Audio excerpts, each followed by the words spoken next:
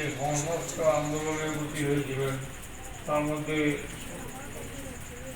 মধ্যে বিদ্যাসাগর অবশ্য অনেক পরে এসছে।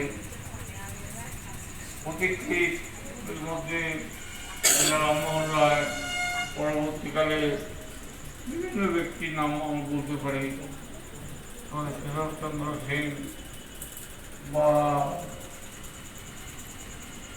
অবশ্য ইতিহাসের ভাষায় বলা যেতে পারে, ইতিহাসের ভাষায় বলা যায় যে ভারত থেকে যে সমাজ সংস্কার আন্দোলনকে তিনটি গোষ্ঠীতে ভাগ করা হয়। এটা কিন্তু যারা একটু যারা স্টুডেন্ট তাদের সেগুলোই বলছি, যেটাকে প্রাচ্য পাশ্চাত্যের সমন্বয়ে